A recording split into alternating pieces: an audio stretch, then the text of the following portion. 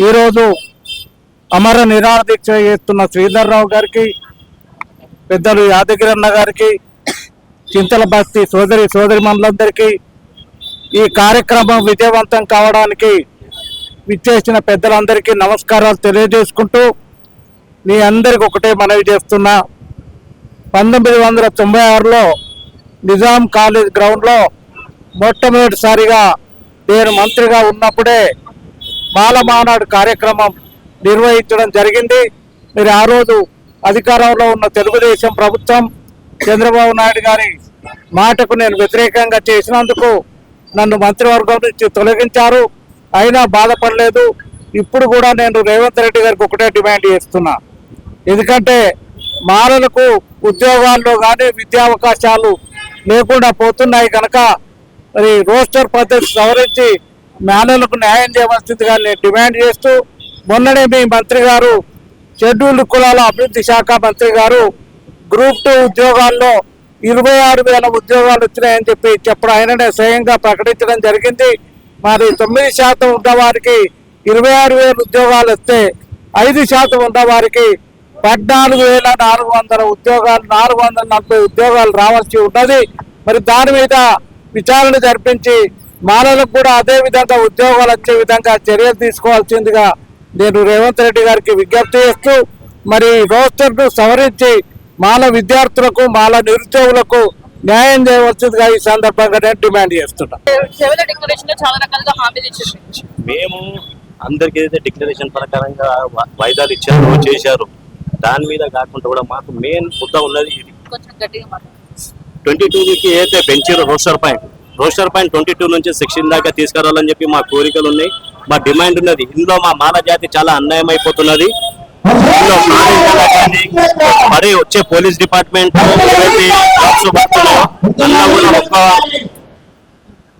Police department లో ఏవైతే పడుతున్నాయో పోస్టులు అందులో కూడా ఏది రాదని భావిస్తున్నాము. అందుకే రేవంత్ అన్న గారు తక్షణమే డిసిజన్ తీసుకోవాలి. మా పైన ఇది ఏది ఉన్నా కూడా మా జాతి బిడ్డలు కానీ చాలా అన్యాయం అయిపోతున్నారు. ఇప్పటికే జాబులు ఏమి లేకుండా రోడ్ల పైన అయినారు. ఉస్మానియా క్యాంపస్ లో కూడా చూడండి ఎంత మంది విద్యార్థులు రోడ్డు మీద అవుతున్నారు. ఇంకా మన రోడ్డు మీదకి తెచ్చి ఇంకా వేరే దిక్కు పోకుండా వేరే దారి తీసుకోకుండా మీరు చర్యలు మీరు తీసుకోవాలని చెప్పి మేము కోరుతున్నాం. ఈ రోజు శ్రీధర్ గారి నేతృత్వంలో మాల సమాజానికి జరుగుతున్న అన్యాయాన్ని ప్రశ్నిస్తూ ఏ రకంగా అయితే కాంగ్రెస్ ప్రభుత్వం రోస్టర్ విధానంతో అశాస్త్రీయంగా మాలలో ఒక రాజ్యాంగబద్ధ హక్కుని కాలరాచే ప్రయత్నం ఏదైతే చేస్తుందో దాన్ని మేము తీవ్రంగా ఖండిస్తున్నాము. మాల సమాజంలో ఉన్న యువకులకు, విద్యార్థులకు ఎవరికి కూడా ఉద్యోగ అవకాశాలు, ఎవరికి కూడా ఉపాధి అవకాశాలు రావట్లేవు.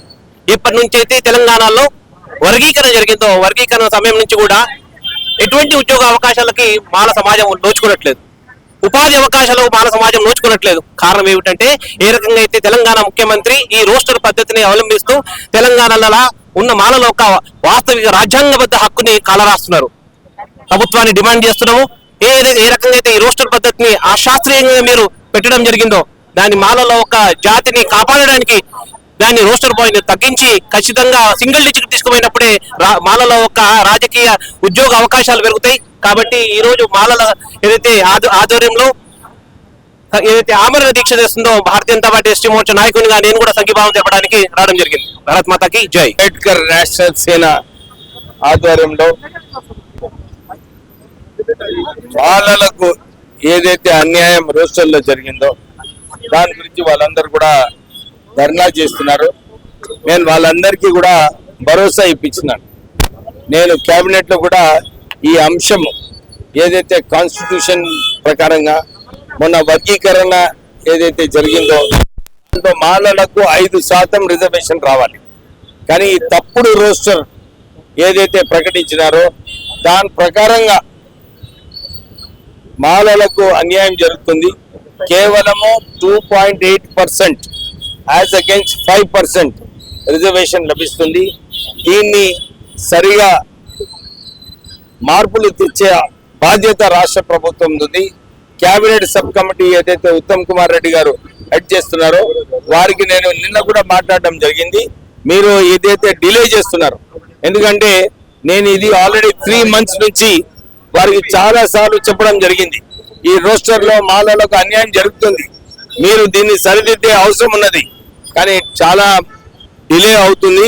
తొందరగా మీరు ఈ మార్పులు అధికారుల్లో ఉన్నప్పటికీ కూడా మీ బాధ్యత కేబినెట్ సబ్ కమిటీ చైర్మన్ గా తొందరగా ఏదైతే అధికారులతో చర్చించాలో ఏం చేయాలో మీరు చేయండి. కేబినెట్ సబ్ కమిటీ మీటింగ్ తొందరగా పెట్టి ఈ అన్యాయం ఏదైతే జరుగుతుందో దీన్ని తొందరగా సరిదిద్దే బాధ్యత మీదని చెప్పి నిన్న ఉత్తమ్ కుమార్ రెడ్డి గారికి మరి శేషాద్రి గారు ఎవరైతే సీఎంఓ ఆఫీస్ లో ఉన్నారో వాళ్ళిద్దరికి కూడా ఈ అంశము వారి దగ్గర తీసుకెళ్లి తొందరగా మీరు ఈ దీంట్లో చర్చించి నిర్ణయం తీసుకోమని చెప్పి వారితో చెప్పడం జరిగింది. ప్రభుత్వంలో కూడా అన్యాయం జరిగింది, ఈ ప్రభుత్వం కూడా అన్యాయం చేస్తుంది. మీరు ఎట్లా తీసుకోబోతున్నారు ముందుగా? రెస్పాండ్ మంచిగానే అవుతుందా మరి మీరు అన్నట్టుగా? నేను ఇప్పుడే ఏం చెప్పినమ్మా, పదవులు ఇంపార్టెంట్ కాదు, ఏదైతే అన్యాయం జరిగిందో దాన్ని సరిదిద్దుకునే అవసరం ఉన్నది. నేను వారి గురించి కొట్టాడతా అని చెప్పి వాళ్ళందరికీ నేను మాట ఇచ్చిన మాట ప్రకారంగా నేను ముందుకు వెళ్తాను.